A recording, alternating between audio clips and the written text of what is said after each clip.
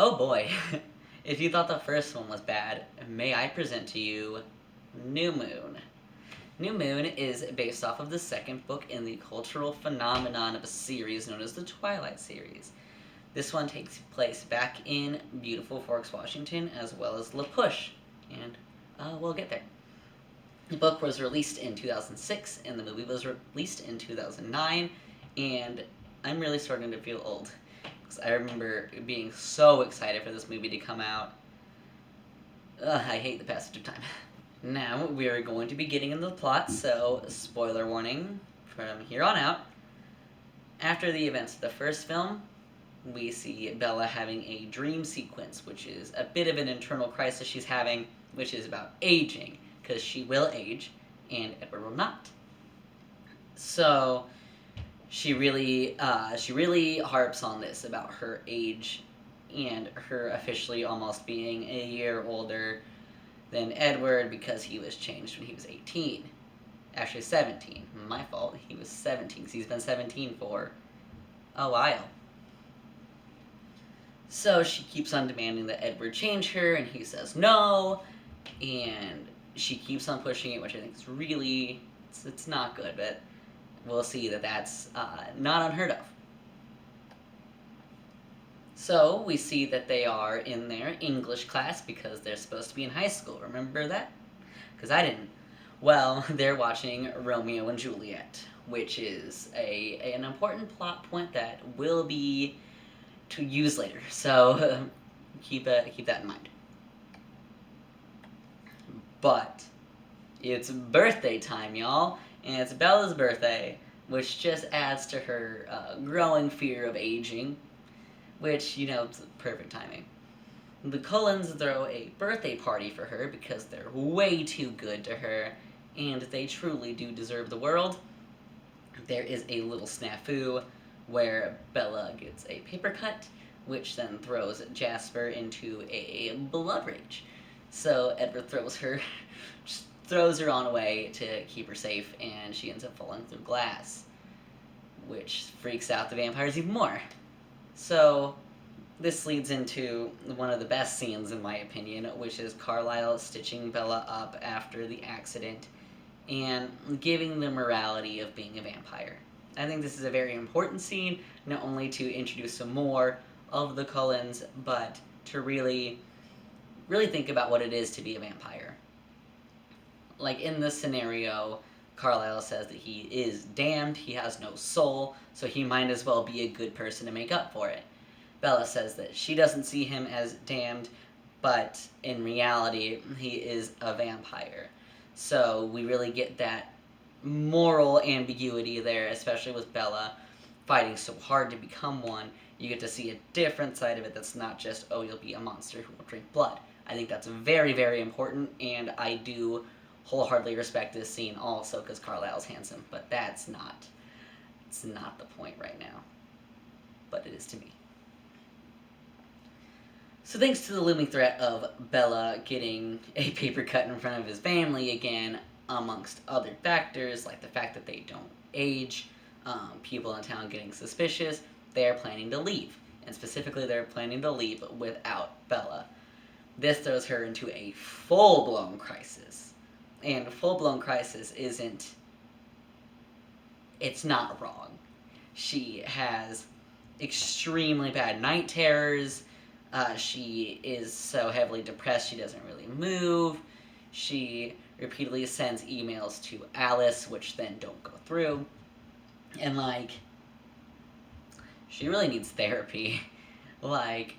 This is a very unhealthy behavior, which is not uncommon in this series, but she really needs therapy. I do want to point out a good part in this scene, though, which is Charlie. Charlie is trying to be a really good father, and he's trying to be there for her and understand her feelings, but he also knows that she is acting reckless, that this isn't healthy. So he is there for her, but he is also going to be a person who gives her, a true advice, and not just what she wants to hear. As well as keeping in contact with Renee, who is his ex-wife, and Bella's mother. That's something you don't see a lot in, movies, especially like young adult movies. So I really do appreciate that. These characters are they're very two-dimensional and three-dimensional, and I think it's tragic that we didn't get more of them.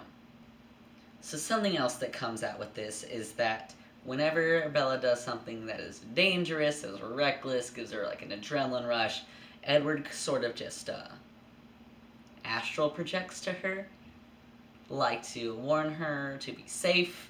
Um, and that's never explained. Like, I thought the whole draw to her was that Edward couldn't read her mind, and like, and you know what, I'm gonna stop trying to overanalyze it because most of this doesn't make sense anyway. Moving on.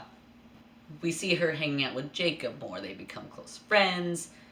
You remember the family friend she totally treats like a child. That one.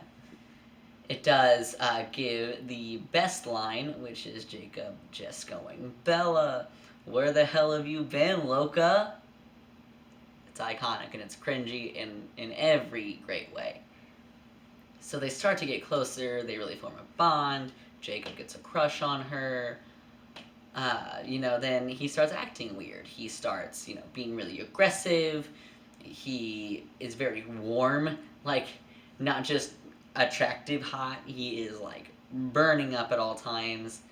And he makes a scene at a movie theater with one of Bella's friends, and then we just don't see him for a while. He vanishes, and that throws Bella into another, say it with me, mental breakdown.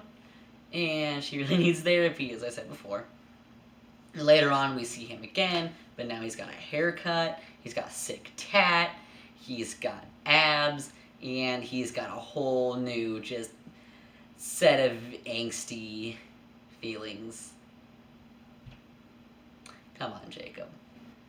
So what we learn is that he is now a werewolf. He is in a pack that is led by a man named Sam, who we had learned about earlier, but Sam was made to be a cult leader that would drag a bunch of people with him, and so we really got a bad vibe off of Sam, which now we know that he's actually a very good alpha, and he is looking out for his pack, and that he's really just there to help.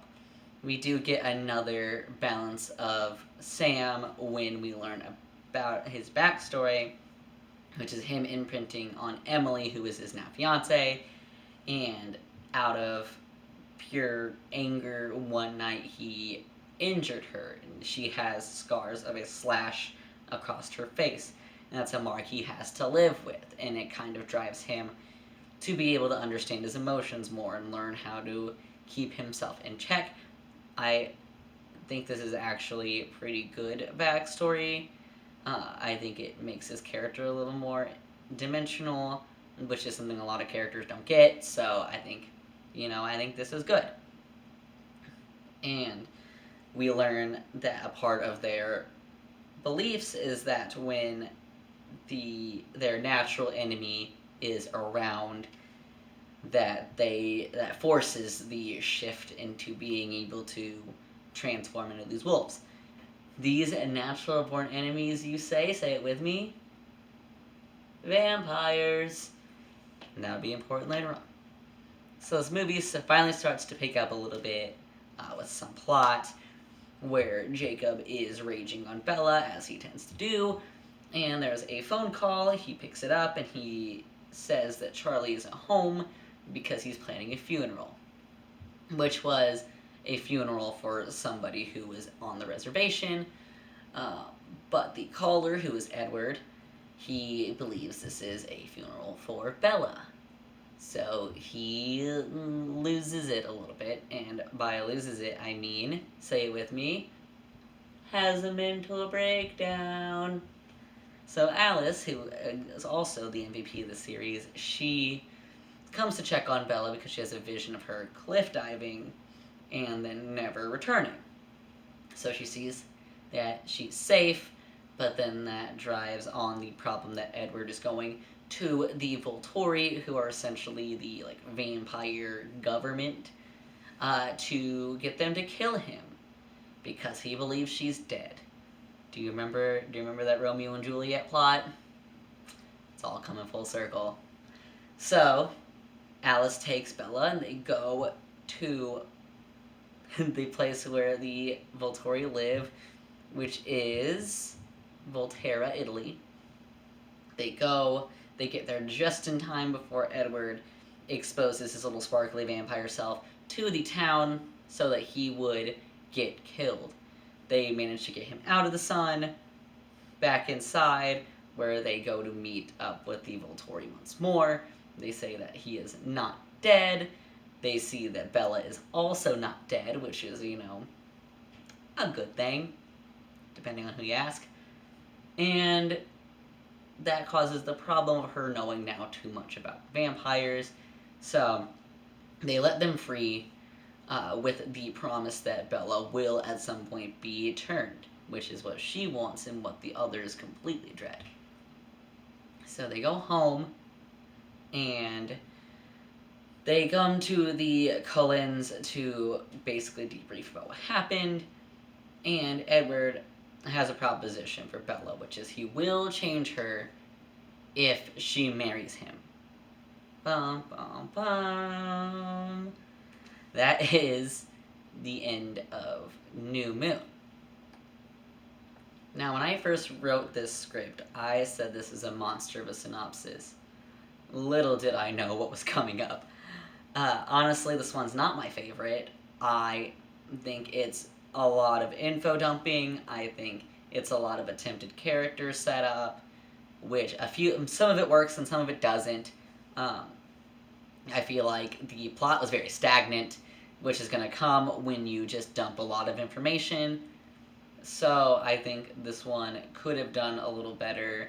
It did do a good job of introducing some of the wolf pack, introducing some more of the Cullens, but I think it could have used a lot more movement versus being very stuck in where they were at. The biggest problem that this film brings that I cannot escape from is the gross misinterpretation of the Quileute tribe. Now, this is the tribe that Stephenie Meyers based the tribe in the Twilight series off of, but she grossly misinterprets them. She inserts her own legends. She really disrespected the culture and the lives of these Native Americans. She really painted them in a light which, as Screen Rant describes, as virile, aggressive meatheads, which is a problem that has gone on for a very long time in media. There's a big stereotype around Native Americans that this only, keeps on, and that is something that we cannot allow to happen. This is not a way to treat people, and these, Native Americans don't deserve to be put down in the way they are, especially in American media. If you want to learn more about them, if you want to learn how to visit them respectfully, if you want to learn about their legends and their culture, I will leave a link in the description to go to an informative website. And that is going to be it for New Moon. Please join me in the next part where we go over Eclipse, where we get vampire fights, child murder, and the Confederacy. So thank you for joining me on this one, and I will see you in the next.